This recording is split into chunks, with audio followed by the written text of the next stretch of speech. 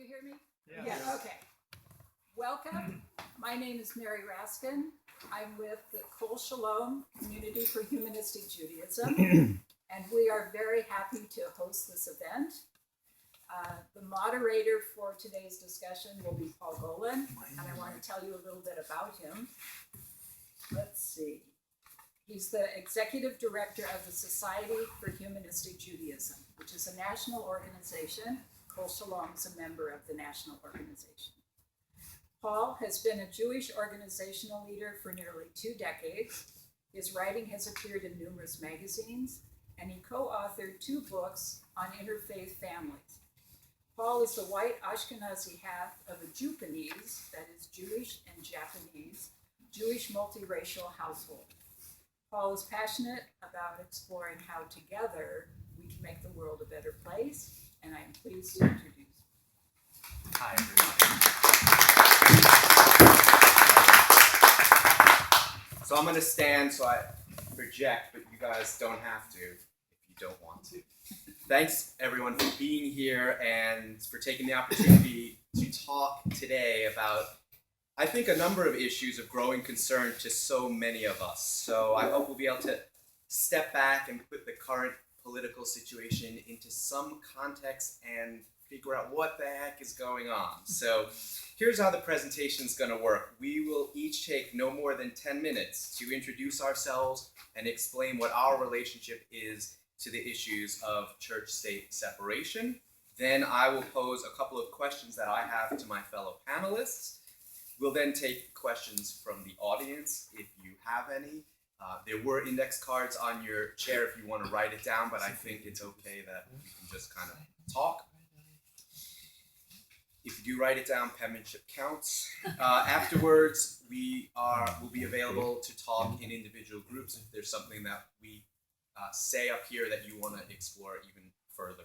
So the reason I want to be moderator is I want to ask questions rather than offer answers, because in many ways I'm new to this issue and I'm eager to learn from experts, folks who've been engaged with how freedom of religion and freedom from religion are protected legally, so I can gain more of a technical understanding, and from folks who understand how it actually affects individuals and local communities. So I'm honored to be joined by Reverends Tara Wilkins and Andrea Cano, and also by Eddie Tavash, and I'll tell you more about each of them before they speak. Seems to me that since Tuesday, November 8th, 2016, you may recall what happened, there's been a profound change in the course of history. And maybe you're like me, I follow politics, but I'm not a politician.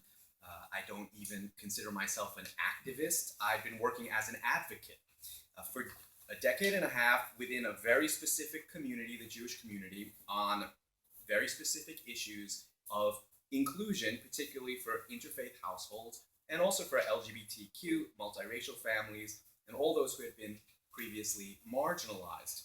And while there were many things that disturbed me in our country socially and politically, overall I felt that the arc of history was bending toward justice. I still get goosebumps when I remember January 2009, when my office closed so we can go watch the inauguration of President Barack Obama, because we knew what a historic moment that was. And I was fully expecting another barrier to be broken this past January with our first woman president, and now it seems that the march of progress has suffered a major setback.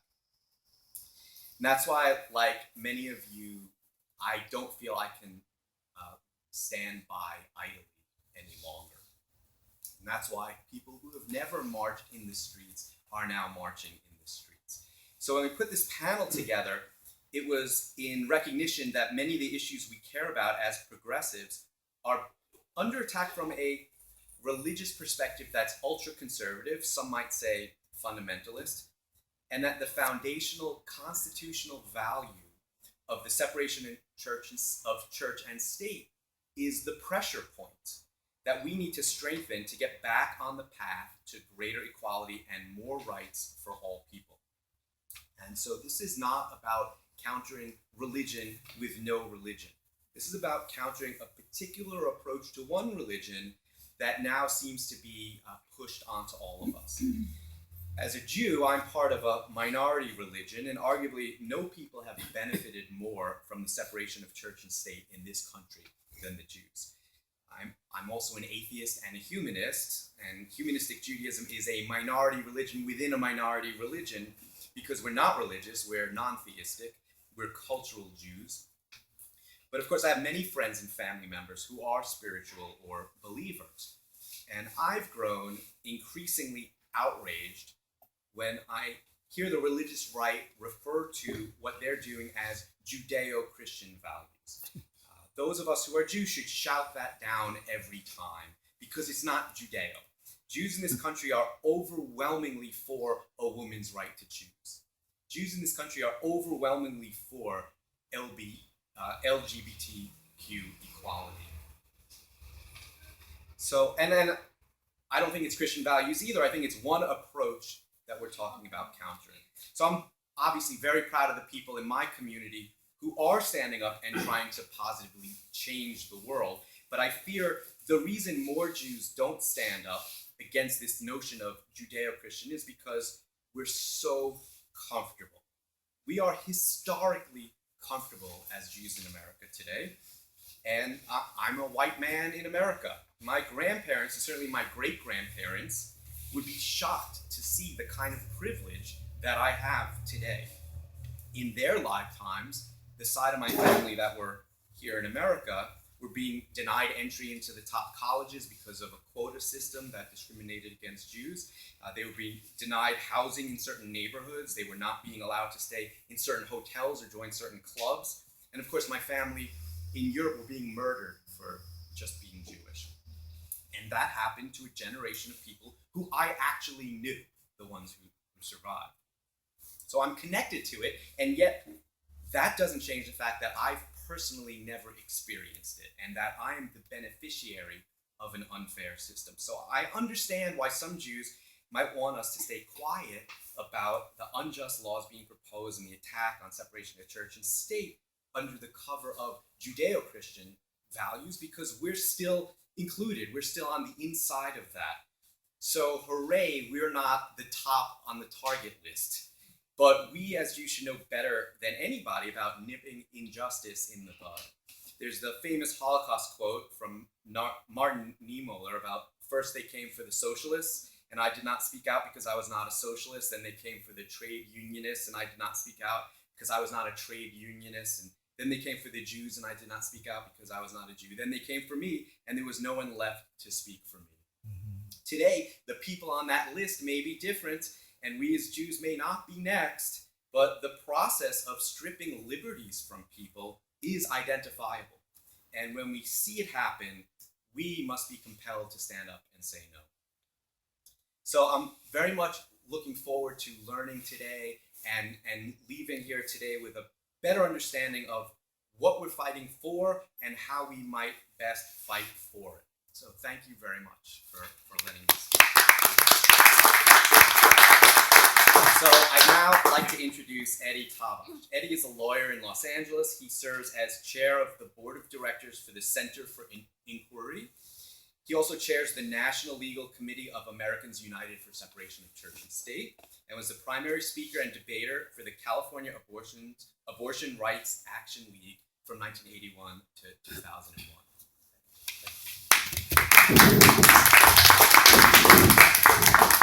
Thank everybody for attending, and thank the Society for Humanistic Judaism for putting on this panel.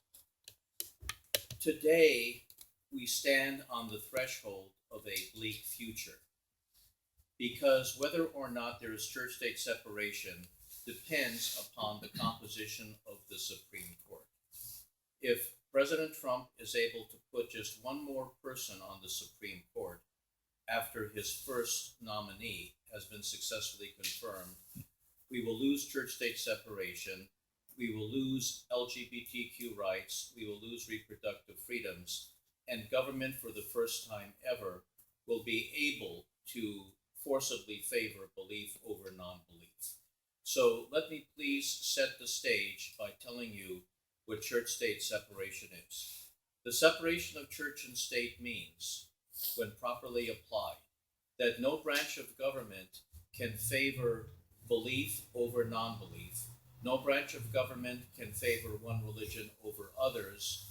In other words, there cannot be any occurrence or instance in the United States in which any branch of government confers a privilege on someone because of either accepting or rejecting a tenet of religious belief, which is not conferred on everybody else. So thus, believers and non-believers are to be equal before the law. But there are 4 justices on the court who take a different view. They believe that government can favor all primarily monotheistic religions against pluralistic deity religions and, of course, against atheists.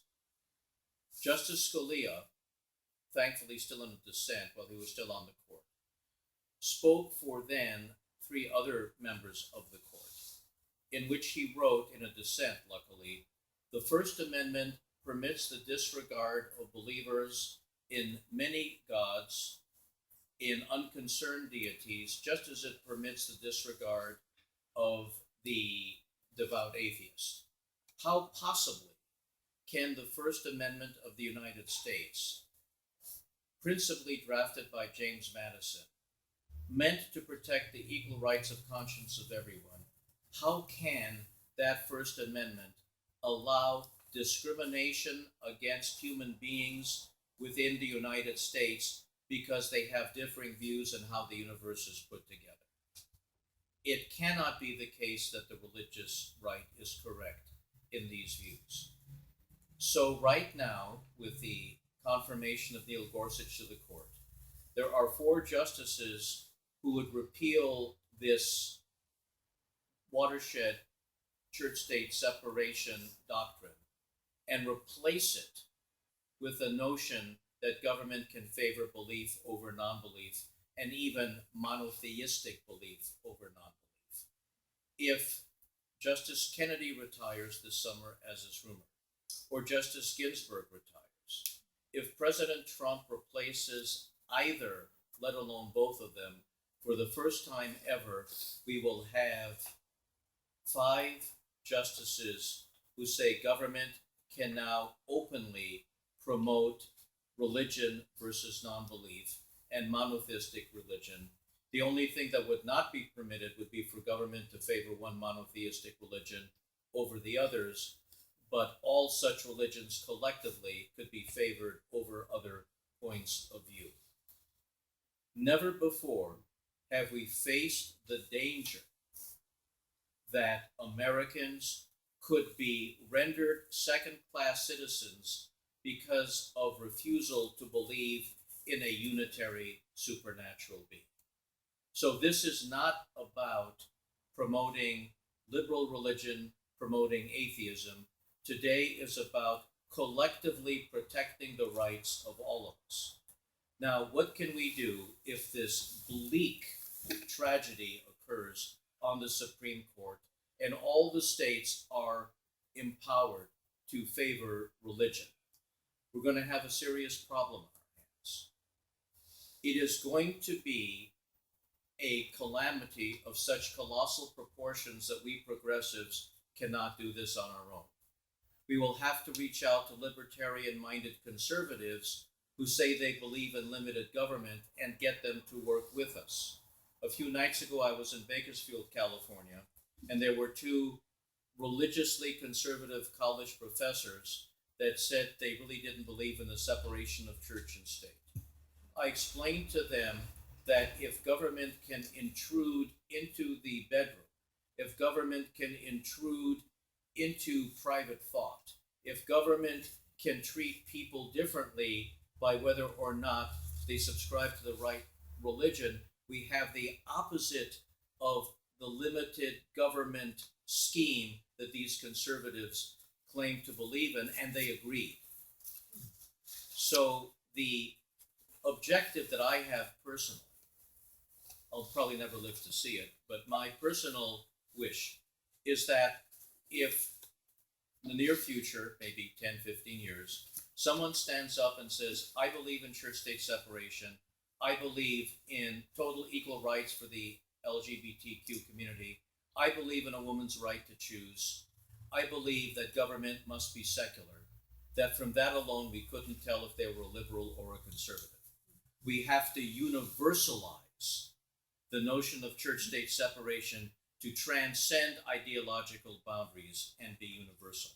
So in addition to making allies with people we otherwise don't agree with, what we need to do is we will need to learn to lobby, and this will be a monumental task and maybe not that doable, but we will have to learn to lobby, and we will have to get people elected to all of the 50 state legislatures, because what the court will do in repealing abortion rights, in repealing the right of same-sex marriage, in repealing church-state separation, in repealing the equality of non-believers or different believers, what the court will say is each state is now free to choose what it will do, which means that we will be at the mercy of our 50 differing state legislatures. So unless we elect pro-church state separation, pro-choice, pro-gay rights,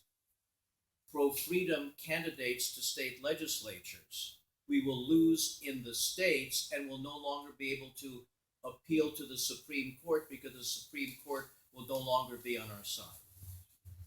Then, if we are unable to elect enough of our like-minded colleagues to the state legislatures, we will have to learn to be effective in political lobbying, which means there will have to be a massive coalition of good faith believers and non-believers who want to preserve equality of freedom for everybody descending on our state legislatures. It's a very difficult task. It's a very, very daunting task, but there's no way that we can shrink from this fight. But there is a bit of inspiration that all of us, as brothers and sisters in the struggle for equality, can use. It's also heartbreaking. The 45th President of the United States just signed an executive order allowing only the religious to endorse candidates from a nonprofit position and no one else.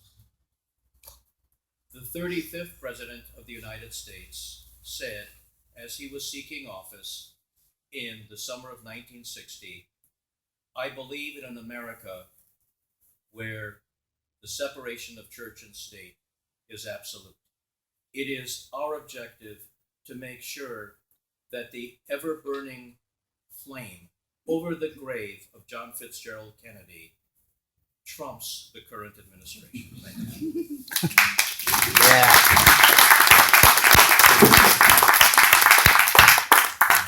A social justice advocate and communications specialist, Reverend Andrea Cano is a Chicana who has served the people in this state as the director of the Oregon Farm Worker Ministry, administrator of a national media project to bring low-power FM radio stations to local communities, and as a consultant to multicultural, ecumenical, and interfaith organizations. She's a hospital chaplain at Legacy Salmon Creek Medical Center. Not anymore? Skip that. She led the Oregon Commission on Hispanic Affairs as vice chair from 2010 to 2011 and as chair from 2011 to 2013. Andrea. Oh, thank you. I don't know where to begin to follow these two gentlemen, but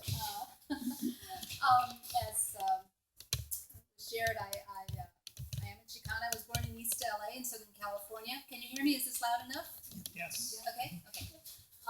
And actually my first career was as a newspaper reporter, and I was probably one of those last generations of classically trained journalists who really took the canons of journalism, truth-telling, and fact-checking, and all of that as part of our service to the community.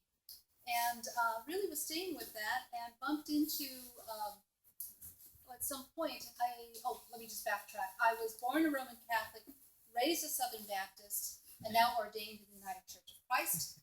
And somewhere in the 70s, and I call it the Ganges-filled, smoke-filled rooms, I discovered Eastern philosophies and other. So I am very much ecumenist and person and also in my chaplaincy. When we talk about spiritual care, it's not religious care. Spirituality is that one aspect of us that seeks meaning in different ways, and faith and religion is just one bit of that. So I just wanted to share that with you. I ended up really becoming very curious about the sociology of faith and culture and political systems and how they really roll into one as I started to travel. I worked for the World Council of Churches, traveling the world for about 7 years, and I lived in Mexico and Ecuador and working as a communications specialist. So I looked at different systems as I did my work and understanding the tensions where you had, for example, we call it Pentecostalization of the historic churches and even the Catholic Church throughout Latin America. We saw the shifts after the Berlin Wall went down. We saw new things, for example, in Mexico, the creation of the very first in the history of that country, the Interreligious Council of Mexico. The first time people actually came to the table to kind of break out of what we call then the Catholic hegemony. And then just to understand that one of the fastest growing communities within Mexico is the Islamic community. So there, we really begin to look at shifts of just within the sociology of faith and cultural systems. But the question is, how do we get to this point? And I'll take it from the communications piece of it. As you recall, in the 70s, we started to see the growth of what I call the electronic church.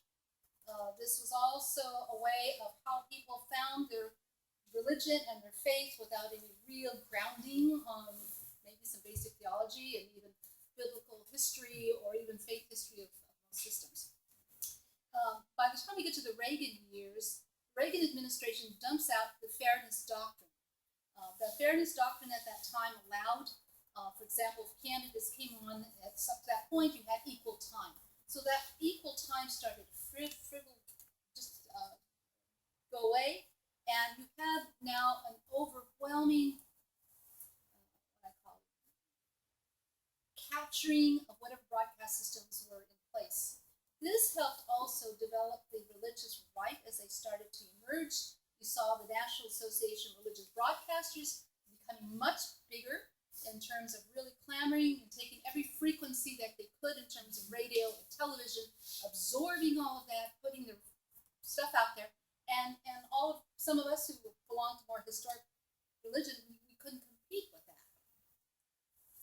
The other thing that started to happen, and this hinted within the Hispanic community, and I heard this at the end of the 70s back in LA when I was running projects, a communication media project for young people from our communities. And the cultural center where I was based, one of the women came by, and there weren't too many of us Protestant women in East LA, Los Angeles. Mostly everybody assumes we're Catholic. And Minnie came up to me and she said, I got to show you what was handed out in my church this week. And she showed me this tract. And it was really pushing, the whole anti-abortion and this, just really pushing all of these really religious rights stuff in Spanish. So all of this was already percolating in pews of the Hispanic community. By 90s, we get, let me just go back in the 80s. I'm recalling Margaret Atwood again.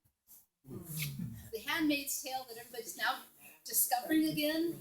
30 years ago, a group of us women in New York were so frightened by that book, we went to see the movie together and came back and talked about it. And we started to say, this is not too far from what we thought was happening in those 80s. And now we're looking at a myriad of that, unfortunately. In the 90s, the Clinton administration moves through the 1996 Telecommunications Act, which deregulates broadcasting, making national religious broadcasters even more powerful in eating up and really moving a lot of money to oversee a lot of broadcast stations. If you go into the hinterlands and Midwest and rural areas, you have 1 or 2 stations, and you're saying the same thing. So the voices, the counter possibility of sharing perspectives, whether you're faith or not, was not available, and that's continued in terms of what's happening. Internationally, I think I shared with you a little bit. And also, the other thing that came up a couple of years ago was the element of the 10 Commandments. We've got the 10 Commandments. It was a case, I think it was in Texas, maybe, right? Recall back in the early 50s when the movie was being produced, and it was Cecil B. DeMille, who actually worked with a group that was already putting commandments here and there, and that was his promotional methodology. To get the Ten Commandments around, it wasn't a religious thing. All of a sudden, people are hawking it. We got the Ten Commandments in our courthouse. And no. It was a promotion for a movie, and they don't remember that history. So again, how do we get there? It's in terms of what information has been shared through the years and what hasn't been shared. So we move now into kind of the 2000s. By then, I'm working with the United Church of Christ, which has been very clear in terms of their adherence, or at least understanding the Johnson Amendment, which came out in the early 1950s. It really spoke to how churches were not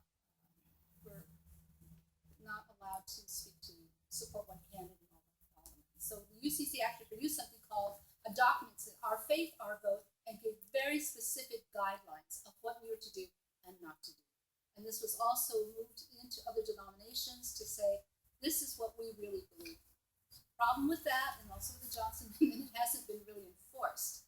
So as we rolled into the 90s and the 2000s, and campaigns between the Bushes was also really looking at how that was violated in many pews throughout the nation, and also how the tension in terms of, yes, churches are still allowed to talk about issues. Actually, if they're going to bring a candidate on property, they need to bring all candidates. So there are elements of fairness in all of that.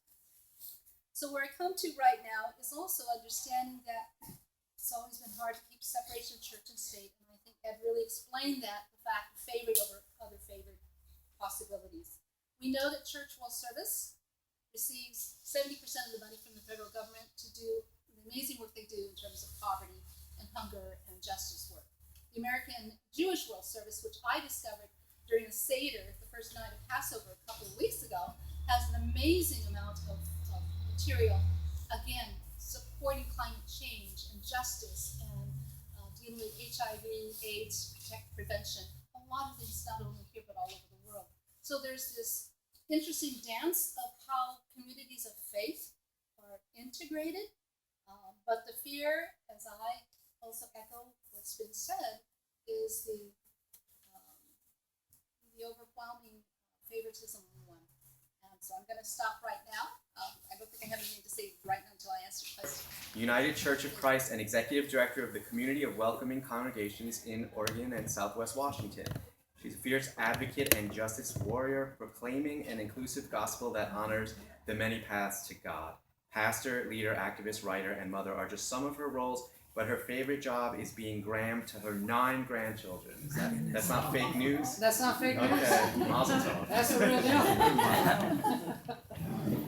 Well, thank you for coming out today. The Community of Welcoming Congregations office is actually right here in the Q Center, and I think it's great that we are having this conversation in this space. I think as we begin to delve into this issue and look at how we might be more effective in maintaining the separation of church and state, I think we have some important things that we can learn about the from the LGBT movement toward equality. I was raised, my dad grew up in England, and so my whole Wilkins side of the family were Anglican. I was baptized Presbyterian, and when my children were born, I started to go to a Presbyterian church. And somewhere in my early 20s, I realized that 2 important things: that I had a call to ministry, and that I was a lesbian, which was kind of a problem. Not only was it a problem because I was married to a man at the time, but it became a problem in the church. And I got involved in the movement toward equality, in the gay rights movement, not for legal reasons, although one might think, knowing me now, that that would be a very valid reason to get involved. But I got involved because I discovered that people were lying about God. When there were the Fred Phelps of the world that were out there saying, God hates fags, I thought, God doesn't hate. And it was out of that passion to tell a group of people, my people, who were being beat up by religion, and in some cases their families for religious reasons, to show them another view, another paradigm. So that's how I got involved, or why I got involved initially. Social justice movements tend to run in 20 to 40 year cycles. And so if we look at the movement and the LGBT movement in the United States, we had the 50s and the 60s had the civil rights movement was before us, and we were engaged in that. By the early 70s, we had a number of other rights movements, right? We had women's rights, the animal rights, environmentalists really began to emerge. And the LGBT, we're only talking about the L and the G back then, but lesbian and gay movement began to emerge. So in the early 70s, most of the mainline Protestant denominations began to adopt positions that said an out, or in some cases the language was self-avowed, unrepentant, practicing homosexual, could not be ordained to ministry. And so as a response to these punitive positions, most of the mainline Protestant denominations developed programs within their tradition to work on changing that and to work on educating people about the LGBT community. So that's where we hear groups like the Reconciling United Methodists and the More Light Presbyterians, and each tradition has a different way to characterize that. I also am part of the United Church of Christ, and we've never had a prohibition against ordaining gay and lesbian people, and neither have the Unitarian Universalists, and most of the traditions of Judaism came along. But in any case, that was sort of the birth of that. So we began to gain momentum as we began to organize and work with communities. But then the 1980s hit, and two things happened in the 1980s that slowed everything down. The first was the presentation of HIV and AIDS, that the plague that was killing our community by the thousands. And Ronald Reagan was elected. And the conversation shifted from rights to values. So we began to talk about family values, and what Andrea was talking about parallels very well with my thoughts on this. So that the conversation was all around family values, and the typical stereotypes about what the gay community was and who we were didn't fit in with this picture of family values. And it became a lot harder to have this kind of conversation toward equal rights. Well, in the early 90s in Oregon, some of you may remember, there was a fellow by the name of Lon Maybach. And he and the Oregon Christian Alliance presented lots of anti-gay ballot measures, and mostly geared around education, prohibiting teachers from having conversations, but nonetheless, this anti-gay movement really became strong here. And in the early 90s, there was a women's clergy group of all different traditions that were meeting in the Portland metro area. And 6 of these women declared that their congregations were sanctuary for LGBT people, were safe space. And it was really necessary because during those times, it was a time of fear and violence. During the first No on 9 campaign, how many of you remember the first No on 9 campaign? During that time, if people in Eugene were putting lawn signs out on their yard, they were getting set on fire. St. Stephen's Episcopal Church in downtown Portland had a gunshot through their stained glass. The campaign office was vandalized and destroyed. And that was the time of the Abdul Ellis murders in Southern Oregon, the 2 women realtors that were brutally murdered and dumped in the back of a pickup truck. So this concept of safe space was critical and important for LGBT families. So they coined the phrase, the community of welcoming congregations. And throughout the 90s, the movement began to grow, and into the 2000s, and I started meeting with the committee of all volunteers at that point in 2003 to talk about how we could be more effective and more connected. And in San Francisco, they started to issue marriage license to same-sex couples.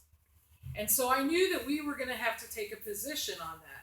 I also knew that many of our traditions prohibited pastors from participating in same-gender marriages. So I didn't know who felt like they could take a stand.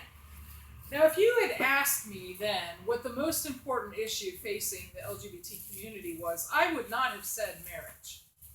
I would have said equal protection under the law. I would have said non-discrimination. There were a lot of other things that I thought were more pressing. But what I learned is, and the Freedom to Marry movement changed me forever because I watched what it did to the couples who got married. I watched what it meant to have years of oppression removed from our shoulders as we got to marry the people that we love. And so it wasn't long after, actually it was the day after I sent out that email saying to our clergy, who can stand with us on same-sex marriage? And the very next day, Basic Rights Oregon called me and said, tomorrow Multnomah County is going to issue marriage license to same-gender couples. Can you get some clergy there to do the weddings? And for 7 weeks, we married over 3,000 couples. And it was during that time that changed my view on all of this forever. Not only on the movement toward LGBT equality, because when we started to talk about love and family and not rights, we started to make a difference because we started to make a connection. Well, we went right, you may remember that we went right from that to 2004, the 2004 election cycle. 2 minutes, I got a lot more to say, and I'll speed it up. The 2004 election cycle was another one of those moments that we had an interesting intersection between religion and politics, right? Because the political strategy in the George W. Bush campaign was to put marriage on the ballot in as many states as possible, 38 to be exact. And what that would do is draw out the most conservative voters who would then vote for him. And it worked. It was a strategy that worked. But what nobody counted on was what that would mean and how we would mobilize. And the secular part of the LGBT movement said we have got to engage with the religious part of the LGBT movement. And we began to organize together. And slowly over time, 10 years later, the Supreme Court decision came granting us the freedom to marry. I have never heard of an articulated argument against the freedom to marry that wasn't religious. And so this issue, and we can talk more when we have question time, since my time's almost coming up on this first part. But we learned that here. We learned it in the Oregon legislature, and we learned it across the country in having these conversations, that religious leaders coming up and saying, you can't deny civil rights to a group of people for religious reasons. Because there's a spectrum of religious views on lots of things, that we have to maintain our secular civil rights separate from what our religious rights are. And the LGBT movement has been underscoring that fact all along, because it hits us directly. So I'll pause now and we can talk more as the day goes on. Because you said you had more, we'll do it in reverse order now, so you can keep talking. But what I wanted to ask as my first question, and obviously we touched on, or we actually went on at length at least, on the issue of LGBT equality and reproductive rights. Are these the biggest and most urgent issues today, and what specifically about them is under threat now as it relates to separation of church and state? Are there additional issues we should also be thinking about? Well, in my opinion, they're all related, right? The travel ban on Muslims, the battle over immigration, the freedom to marry, Black Lives Matter, they're all related. For one thing, if you keep minority groups arguing with each other, who gets the power? Right? And we need to be asking those questions. And I think that you're absolutely right. Although I don't think we have to wait until there's a change in the Supreme Court for us to be compelled to begin to be in dialogue with people that think differently than we do. I think the time is that we already have to start doing that. Because I don't know where we ever got that idea anyway, that it's not okay to talk to people that think differently than we do, right? That sometimes progressives contribute just as much to the polarization as the religious right does. I think that I saw the version of the executive order that was leaked to the press that was going to be released earlier. And I was shocked and appalled. And I'm not an attorney, but I believe that a lot of what was in it will not hold up in a court. But it was merging the freedom to marry and the woman's right to choose in the same weird kind of way. And so I was actually a little relieved when I saw the executive order that he actually signed. And I'd like to hear more when it's your turn in terms of how much power that really has, because he can't take away the Johnson Amendment. So I'd like to know from a legal perspective. That's my question. So I think that both of these issues are really important. And, there are a lot of religious people, and the United Church of Christ has taken positions in both cases at our national setting anyway, that support a woman's right to choose, that support equal rights for LGBT persons. And so there is a large group of religious people that believe those things. It's not a religious issue. It's that we have to be sure that religion doesn't dominate, and overstep in our legal matters. So there are a lot of us religious leaders that believe strongly in the separation of church and state. This is not a theocracy, and we don't want a theocracy. So I think that those things are under attack. The vice president, these are his core issues. They're what he has done in Indiana, and he wants to defund Planned Parenthood. He wants to undo Roe versus Wade, and so we can't relax in that way. We were talking about this. We as pastors are exhausted since the election because it's so much, and people in our communities have been literally here in Portland under direct attack. It's not a philosophical issue. It's people have been harassed. People are living in fear, and so we're working really hard right now. But what I said to her is, we got to take a deep breath and lean in anyway. Like we have to, because what we're seeing with this administration is that resistance is working. That it may be slow and it may not be everything we want, but our biggest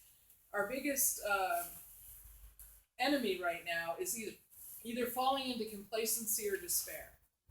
So I'm hopeful in that I believe in the power of the people to organize and to make a difference. And I think that these are some of the key issues that, all the things we believe in, the environment, the support of immigrants and refugees, the support of the LGBT community, the issues that the church that I am part of has been working on for 30 years are all under attack. Andrea, is there other issues? Are these the main, most important things that we should be thinking about? I think to echo Tara, I think the element is just really being informed and educated. I mean, the element of the fake news and misinformation is continuing to explode. And how do we return to learn more about the Johnson and the special clause, the establishment clause? I mean, there's elements that we generations don't even know about, and so we need to return to that. The other is a generalization of things. For example, generalization of target groups of people. When I think of Hispanic women and reproductive rights, I mean, everyone assumes that all Hispanic women are Catholic. And I found even if they are Catholic, when I ran focus groups for the One Key Question project of the Oregon Foundation for Reproductive Health, I gathered Hispanic women, the majority Spanish speaking, probably half of them undocumented, mostly Catholic, in 3 different counties in the state. And when we really talked about what was important to them, they were laying out an amazing array of possibilities of what they needed, breaking completely the stereotypic of what Latina Catholic women want. No, they want them to have choice. They want their daughters and their sons to have choice. I mean, they just laid it out. And so it's a matter of really the intentionality of coming together as groups to talk about this, and to talk with those who aren't as aligned with you. And I'll just ask one question. Were any of you part of the America Speaks process about 4 years ago? It was a national project. 400 or 500 of us gathered in the convention center, and they brought people to put us in big round tables. And in that table, I had 3 Tea Party people who were not like me. And I'll tell you, when we just talked about values, yeah, we really do have similar things. It's just how to get there. So part of it is just coming together. you? Are these the biggest issues? Are there other issues? And also, do you have an answer on the legal question? I do have an answer legal question, but as far as what the issues are, they are all important, but they are all now resting on a shaky foundation. The shaky foundation is the loss of the currently enforced legal doctrine that believers and non-believers should be equal before the law, and that religious belief systems cannot be a part of laws that we all have to live under in a pluralistic society. Given that, the reason why the president's executive order on Thursday was unconstitutional is he didn't just say all nonprofits can now endorse, only religious nonprofits. That's what violates the Establishment Clause. All of you have on your chairs a history that I've written for you that demonstrates conclusively that the framers historically specifically intended for believers and non-believers to be equal before the law. The views of Madison on this were incredible, but the constitutional flaw in what the president did, the constitutional flaw running through all of the issues we've been discussing thus far, is the notion that government can play favorites based on the theological component of legislation. Now, in answer to the question of whether what the president did on Thursday is constitutional, the unfortunate answer that I must give is today it's unconstitutional. But watch this. By the time it works its way through the courts, because it will be challenged, by the time it gets to the U.S. Supreme Court, which will make the ultimate decision as to whether, one, the Johnson Amendment can be repealed by executive order, two, the underlying question, which is, can the government confer a special benefit on only religious nonprofits, not given to others? By that time, Trump might very well have his fifth vote against church-state separation. So that's the trick here. That's the trick here. The other thing in terms of activism and reaching out to people we disagree with on these issues, I think that everything the religious right does is pernicious. But there is a unique ugliness to the attack on LGBTQ rights. Because look at what they're really saying. We, the believers in limited government and the supposed let government leave us alone and individual freedom, yet we maintain that it should be unlawful for persons of the same gender to love each other. It should be unlawful for them to have physical contact. Look at the dissent in Lawrence versus Texas. It should be unlawful for them to marry. To say that human romantic love should be stifled by the police power of the state when it is manifested by two people of the same gender is the most totalitarian kind of intrusion on the very fabric of human liberty. And so it is the religious rights attack on LGBTQ rights that is a window into not the claim of limited government, but to a kind of religious totalitarianism that we haven't even begun to imagine. So I agree. I think that there's a kind of a hierarchy about issues because it feels like we're playing defense, right? It's like one assault after the next, and yet these are long-term battles that have been going on for a long time. And to me, there's a hierarchy in terms of, well, people's safety have to come first. So the issues of LGBTQ is I think paramount, as well as women's reproductive rights. We're talking about things that involve potential life-threatening situations for people based on rhetoric, and that's very scary. But I'm also curious about, other issues that I feel are connected, and you did say that everything seems to be related. So, for example, I marched in one of the science marches, and I feel like there's an assault on science, there's an assault on intellectualism, And I feel like that's coming from a fundamentalist religious perspective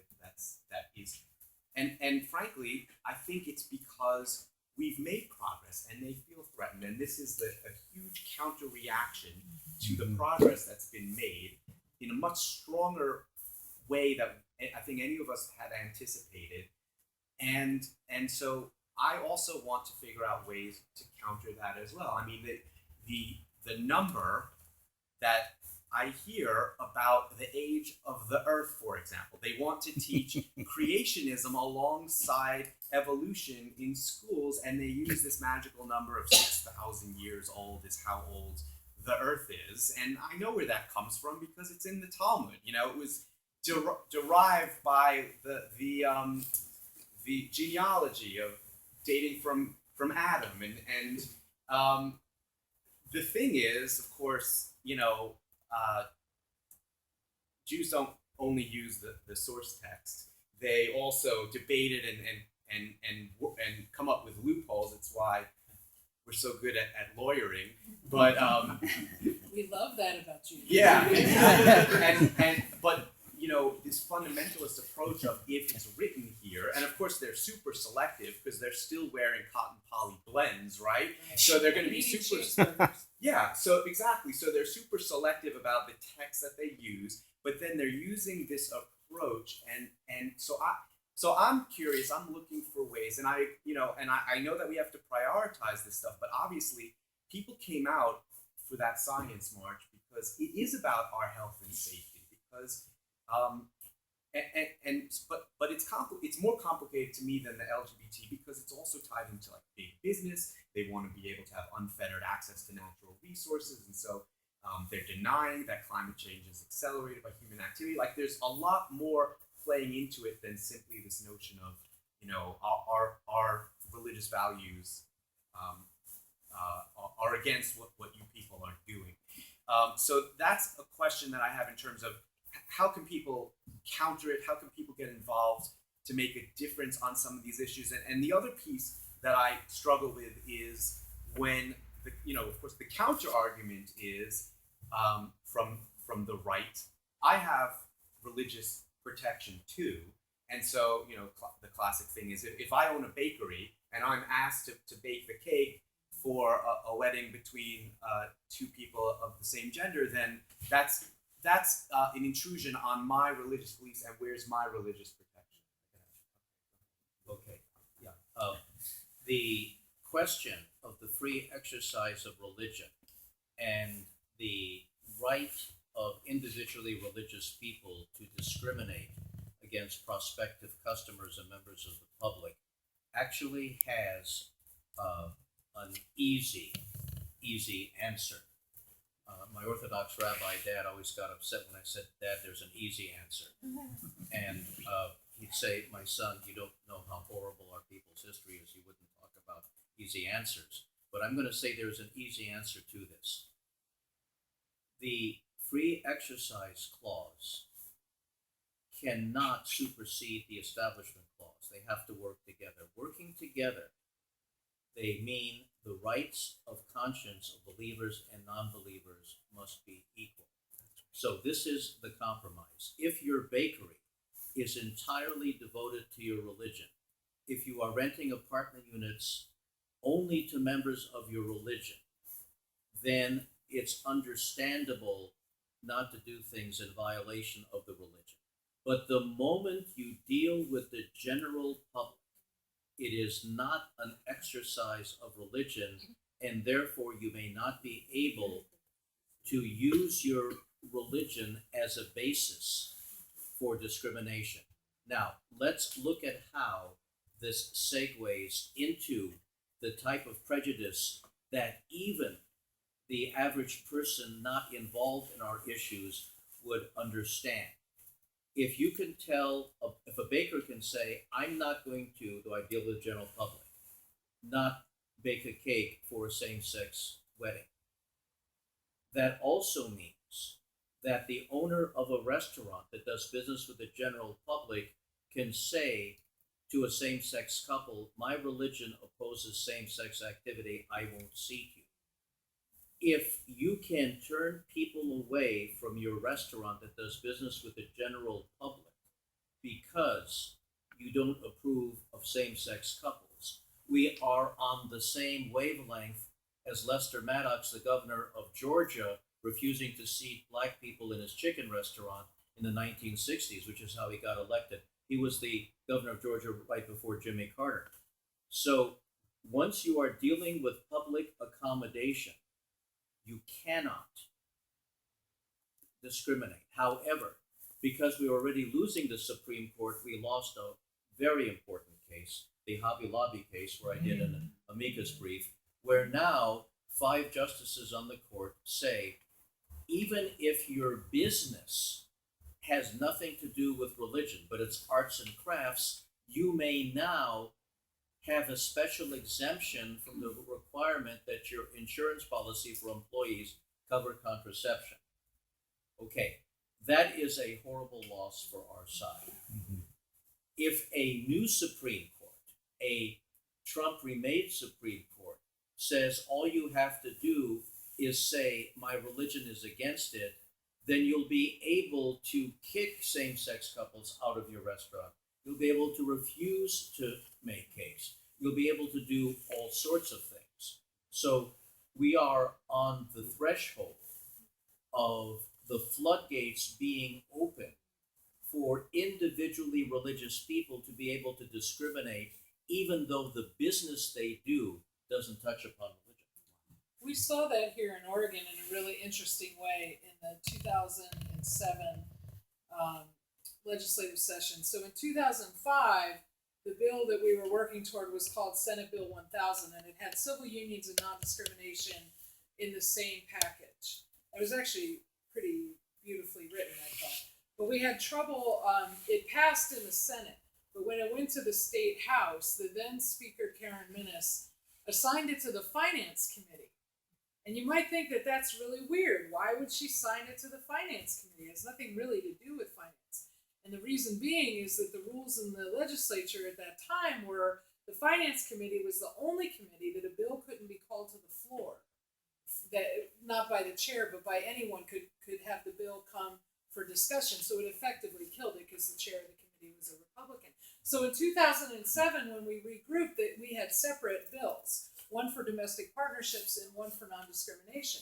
And the religious right in Oregon was not fighting the domestic partnership bill. And I couldn't figure it out at first. I'm like, all their energy is going into, the hearings. We were down there and organized clergy at the hearings, and was all on the non-discrimination. And that's when I learned their motivation was that their house of worship is exempt because there is a religious exemption.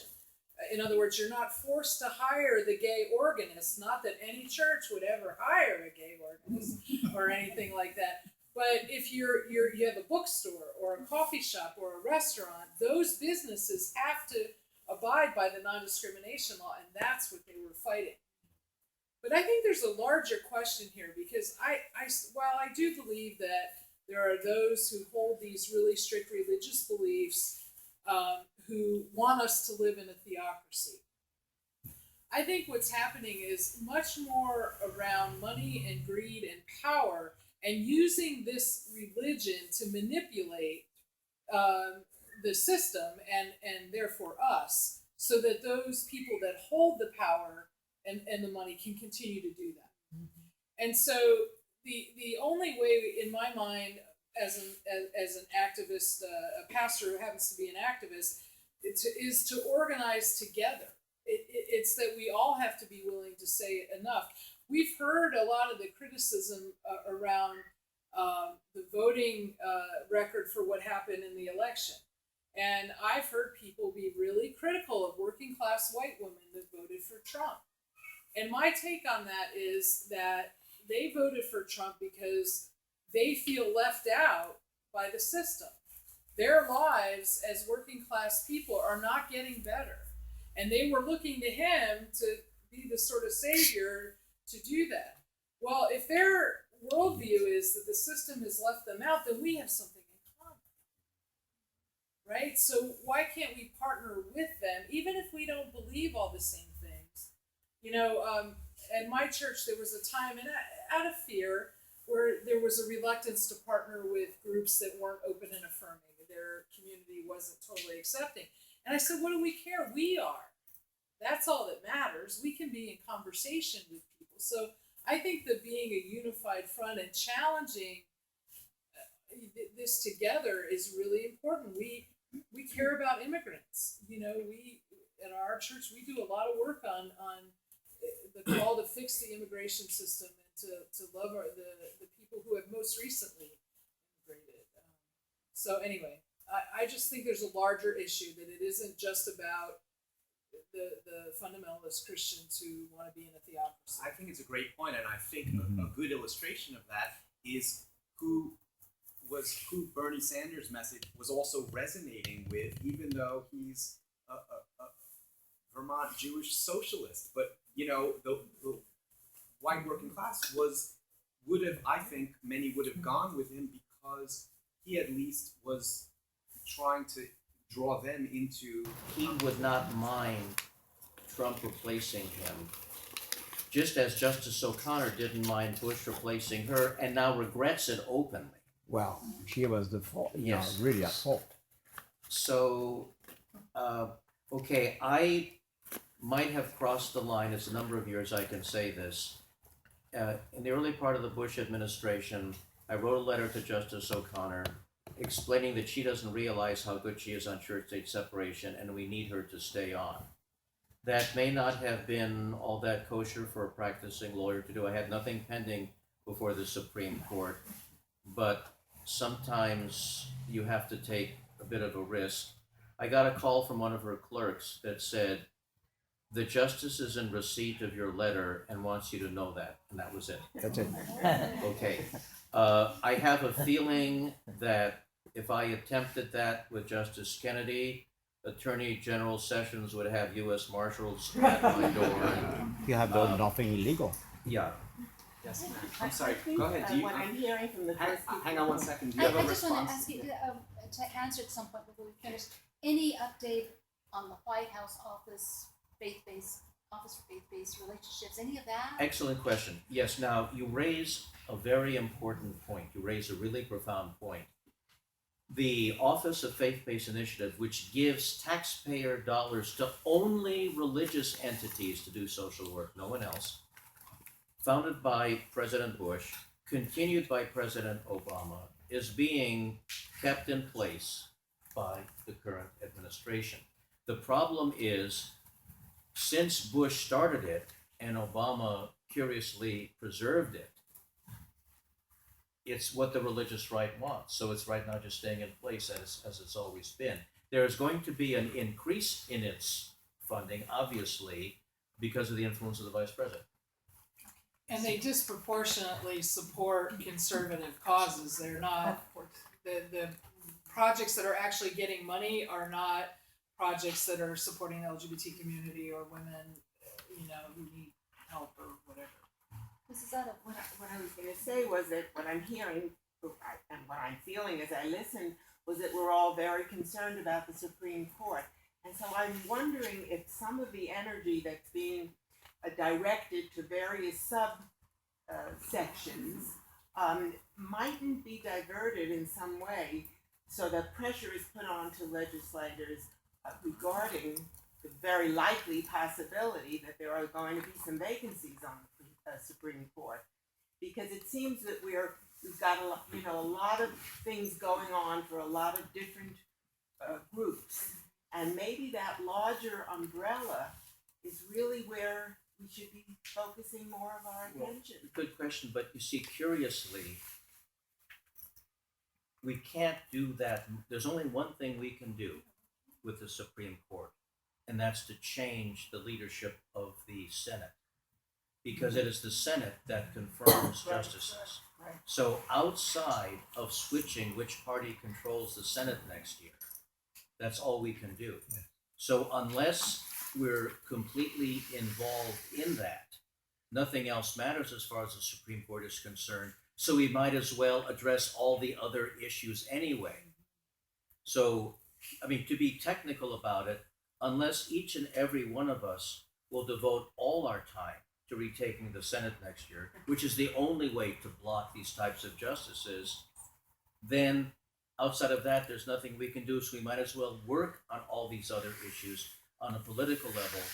And also, because we will likely lose the Supreme Court and have to fight it out in 50 state legislatures, we had better learn how to defeat religious right legislators, elect religious right legislators that are pro-equality, and lobby them.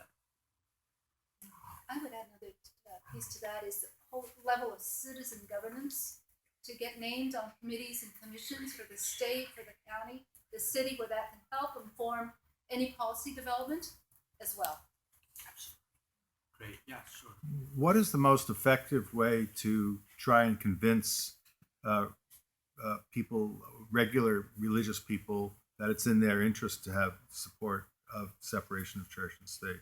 People who, I know you somebody spoke to one aspect of that, but if you meet somebody just, in terms of friendships or just through a social occasion, is there any particular argument that can be brought up sort of in elevator fashion that would start them thinking about, hey, maybe we ought to not go down that road? Yes, there is, and it's an easy one. You say to the religious person, regardless of how firm they are in their beliefs, all we're asking is that you allow there to be an America in which everybody can be free to pursue their rights of conscience, and that the law doesn't play favorites. So we are all free.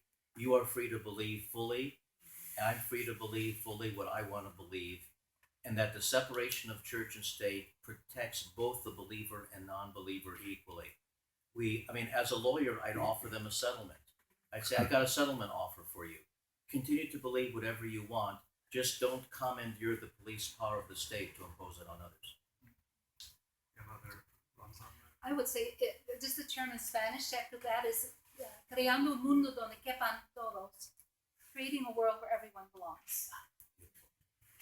Right. We had that conversation a lot around marriage, because what we were advocating for is a civil right, not a religious right. So what we were advocating for is couples to get legal recognition, and then houses of faith could or couldn't bless it based on what they want. And helping people to see the difference is really important between what our civil rights are that make us all the same versus we don't want any one religion. Sometimes I have found, depending on the person, taking an extreme religious example and saying, well, if they were in charge, what that might mean for us if there wasn't a separation. So paint them a picture that would rub them the wrong way, because they're imagining, well, my values, my Christian values, if the government is supporting that, then that's good. But what would it be like if it wasn't that? That we need these protections so that no one religion is able to rule over everyone else. Where, the Pluralism Project at Harvard established that the United States is the most religiously diverse country in the world.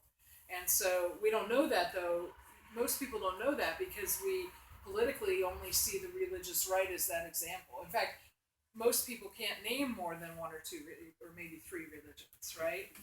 So helping them to understand that there's a difference is what I would say. So just to wrap up on an optimistic note, I'd go back to what I said at the opening, which is, like myself, I think there are a lot of people now who are liberal-leaning, were not involved, felt like things were generally moving in the right direction, and are now awoken to some more of the reality of what's going on, of the power structures that are in play, of the real destructive nature to people's lives, and are looking for outlets and looking to find their banner to stand under. I know that Indivisible didn't exist at this time last year, and now it's a movement. And the ACLU got a truckload of money dumped on it after Trump won, and has created an initiative called People Power that is fascinating. And I think that there's and I got to go to a meeting of leaders of secular organizations like American Humanist Association, and to a person, they are very concerned and also feel like their membership is going to grow now because people are looking for the right outlets. So it's a silver lining. But it's an opportunity here that might allow us to turn back the tide, even recognizing what the challenges are with the Supreme Court. So I want to thank all of our panelists for being here today.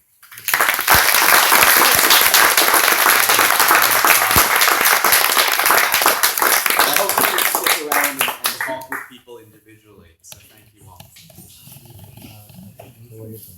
Pretty scarce. I thought it was good.